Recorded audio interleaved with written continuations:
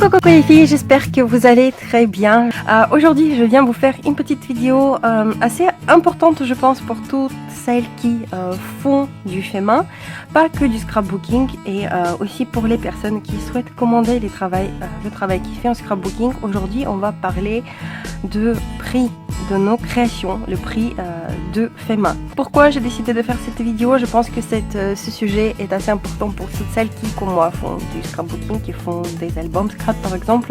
Récemment, j'ai eu plusieurs demandes de renseignements. Les filles se renseignaient pour le prix de l'album et souhaitaient le commander, et dès que j'annonçais le prix, je n'avais plus de nouvelles, et ce que je peux tout à fait comprendre parce que le fait main n'est pas donné. Je vais vous donner déjà la formule de comment on forme le prix du travail fait main. C'est la formule la plus simple et la formule, disons, la plus basique et la moins chère aussi, dans quelque sens qu'on peut le dire.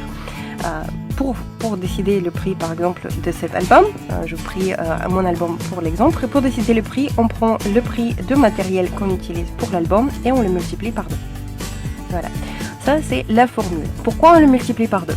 Alors, je pense qu'il c'est tout à fait compréhensible que l'album, avant qu'il devienne un album, c'est juste un tas de papier, des tubes de colle, du carton et des embellissements. Mais pour le transformer en un album, il faut du travail. Et il faut beaucoup d'heures pour faire un album assez travaillé, comme par exemple cet album-ci. Maintenant, le prix de chaque article va être différent parce qu'il va dépendre du matériel qui a été utilisé pour faire cet album. Par exemple, cet album-ci, je le fais un cadeau pour ma maman. Évidemment, je n'ai pas compté vraiment le prix, je n'ai pas économisé, disons, sur les embellissements, je n'ai pas économisé sur le matériel, et je peux vous dire que cet album, si je compte bien le tout, il reviendra à plus de 90 €. Maintenant, je vais vous expliquer un petit peu pourquoi. Le prix de l'album, le prix du matériel va aussi dépendre, par exemple en scrap, il va dépendre du papier qu'on utilise. Maintenant, grâce à Action, nous avons l'accès à du papier pas cher, parce que chez Action, les blocs par exemple sont à 2 €, tandis que par exemple, la collection que j'utilisais pour cet album, c'est la collection Christmas Wishes de Kaiser Craft. Savoir que j'ai utilisé pour faire cet album-ci, j'ai utilisé une vingtaine de feuilles 30-30. Donc c'est pratiquement la moitié d'un grand bloc, et le bloc il est vendu à 17 € les 48 feuilles.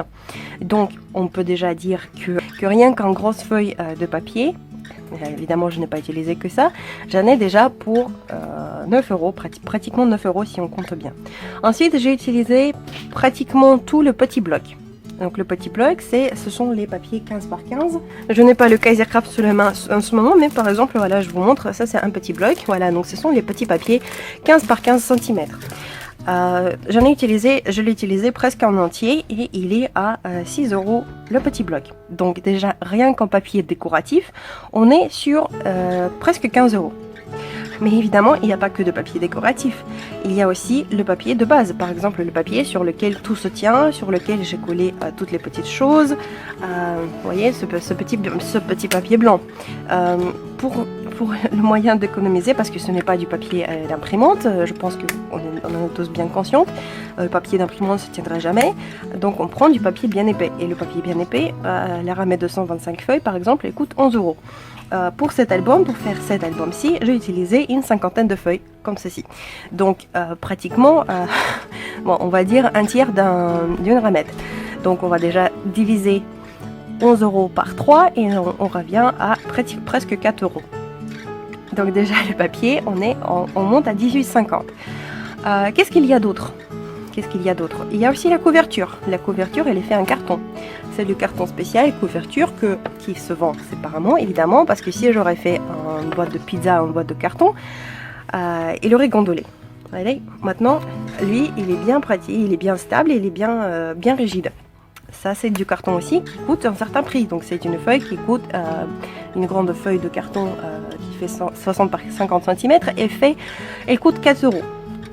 On va dire la moitié, donc on va mettre 1,50 € de plus. Donc notre cagnotte, elle passe déjà à 18,50 €. Maintenant, il y a aussi la colle. Et la colle, c'est ce qu'on utilise le plus. Pour faire cet album-ci, j'ai utilisé 2 tubes de colle Scotch Shell, qui est une très très bonne colle, qui est qui fixe très bien, parce que moi je n'économise pas sur la colle parce que c'est vraiment un produit indispensable et c'est ce qui est responsable au fait du fait aussi comment notre album va tenir dans le temps. Donc sur ce point là je n'économise pas, je prends vraiment toujours la bonne colle. Cette colle ci elle est vendue à 3 € les 3 tubes, 3,50 € les 3 tubes. Pour coller les autres papiers, j'utilise aussi la scotch en stick et des petits sticks comme ça, il y en a 6 dans cet album. Voilà, on le rajoute aussi. Maintenant il y a aussi les aimants, parce que les aimants, vous voyez, ce qui fait que les éléments tiennent, tout se fixe très bien, et il y en a une bonne cinquantaine d'aimants dans cet album. Je les achète sur AliExpress pour les avoir moins chers, du coup ça m'a coûté un petit peu moins, mais quand même. Donc on en rajoute encore 3 €. Maintenant, pour faire ces jolis effets dorés, j'ai utilisé la peinture métallique. Heureusement, je trouvais un producteur pas trop cher, donc je les ai achetés sur FDeco, mais c'est quand même aussi un prix. Voilà, j'avais utilisé pratiquement la moitié de la boîte de cette peinture métallique. Bon, on va pas compter les pinceaux, on va pas compter les matériels de base qui est le cutter qu'on utilise toujours. On va pas compter non plus le prix de la règle, des crayons. On va compter les fournitures. Pour avoir ces jolis effets scintillants, j'ai aussi qui sont présents partout hein, dans l'album. Tout l'album est travaillé, pratiquement chaque page est travaillée. J'ai utilisé pratiquement 2 flacons de spray métallique, qui est donc ceci, le pareil de FDeco. Vous voyez, regardez ce qu'il me reste. Il me reste vraiment très peu. Donc 2 flacons différents. On va aussi compter le prix là-dedans, sachant que encore heureusement je l'ai eu pas cher. Et bien le tour de tous les embellissements. Il y a des feuilles, il y a des fleurs, il y a des chipboards, il y a des séquins, des paillettes. Il y a aussi de l'embossage à chaud. Et pour faire l'embossage à chaud, il nous faut des poudres qui sont vendues à environ 5, il faut compter 4 € la poudre, plus il nous faut compter aussi la Versamark, donc qui est l'encre pour le fer. Et il faut aussi compter le fer à chauffer comme ceci, qu'on achète aussi et qui coûte aussi 25 €. Mais ça, je ne peux pas l'inclure dans le prix de chaque album. Mais tout ça, je l'utilise pour faire cet album. Tout comme j'utilise aussi pas mal de petites choses différentes, telles que les cadres, les petites perles, enfin, il y a énormément des petits rubans, des œillets. Il faut aussi une pince pour installer des œillets. Sur la couverture, il y a des coins métalliques pour les protéger, mais il faut acheter les coins et il faut aussi acheter une pince pour les fixer. Pour faire la couverture en soie, il faut du tissu ou du papier. La plupart le font dans le papier, mais il faut aussi en avoir. Donc le tissu, il est aussi le coupon, on va dire, qui en aura pour 2 € si on l'achète sur AliExpress, plus la pointe de couture pour faire joli. Ça se fait avec une machine à coudre. Enfin bref, on revient à vraiment assez cher, disons. Sans compter le temps de l'idée, sans compter l'idée aussi, parce que pour prendre juste un tas de papier et des embellissements, il faut aussi avoir une idée de ce qu'on veut faire avec. Il faut aussi l'assembler, il faut aussi réfléchir comment on veut le faire, et il faut le faire surtout. Et par exemple, pour faire cet album, j'ai mis 2 bonnes semaines pour le faire. Bon, j'aurais pu le faire un petit peu plus vite parce que je n'ai pas que ça à faire, disons aussi. Ça, c'est le scrap, c'est mon passe-temps, c'est ce que j'aime faire quand j'ai du temps libre, mais je passe beaucoup de temps à faire chaque détail. Par exemple, s'il ne serait rien que regarder la couverture, vous verrez qu'il y a quand même beaucoup de temps passé là-dessus, à travailler avec les peintures, à travailler avec les sprays, à coller chaque petit élément, chaque petite chose, et tout ça, c'est quelqu'un qui l'a mis. Donc il faut non seulement savoir évaluer le matériel, le prix de matériel avec lequel on va faire cet album, mais aussi savoir évaluer le temps que vous allez passer dessus et l'idée aussi.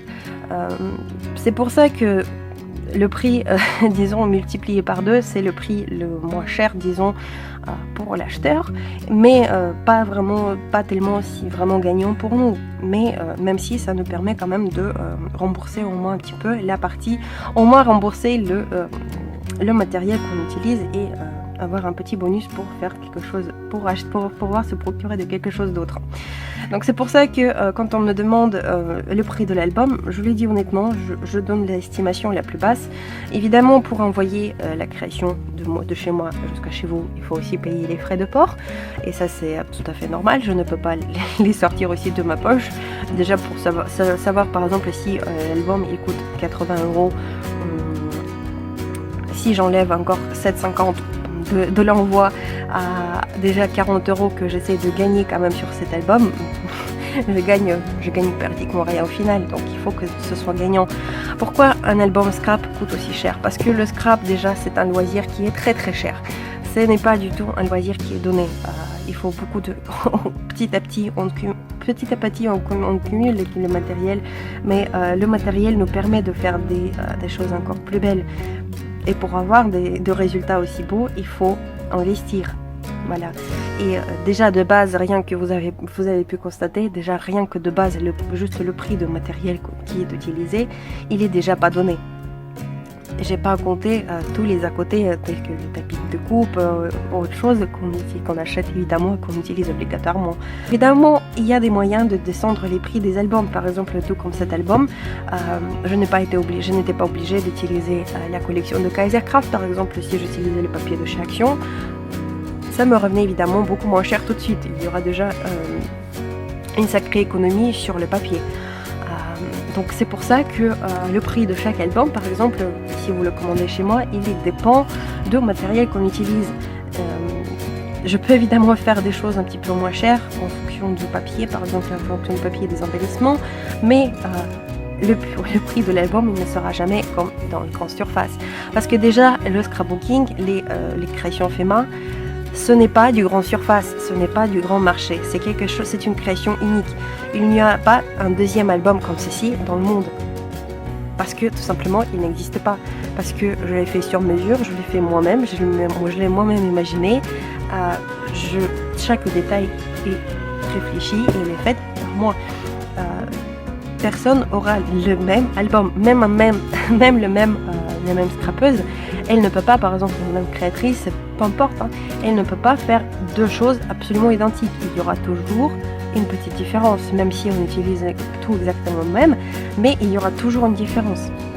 Et ça, ce qui donne aussi le prix à du fait main, parce que le fait main, c'est quelque chose d'unique. C'est une pièce que seul vous l'aurez.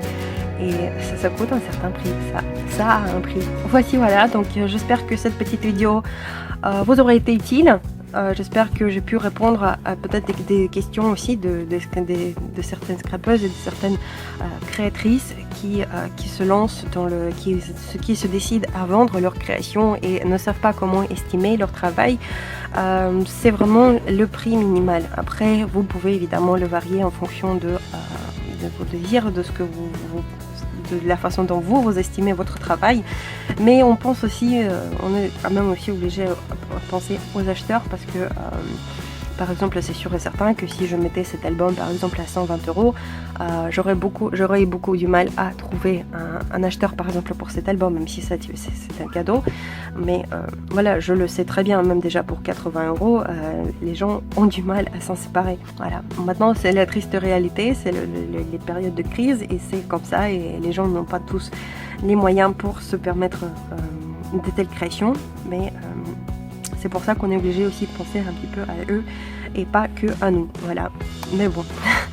Voilà. Donc c'était un petit peu vague, mais j'espère que vous avez compris l'idée principale. Donc une création fait main ne peut pas coûter pas cher, surtout une création scrapbooking qui est travaillée, qui est fait avec le matériel de qualité.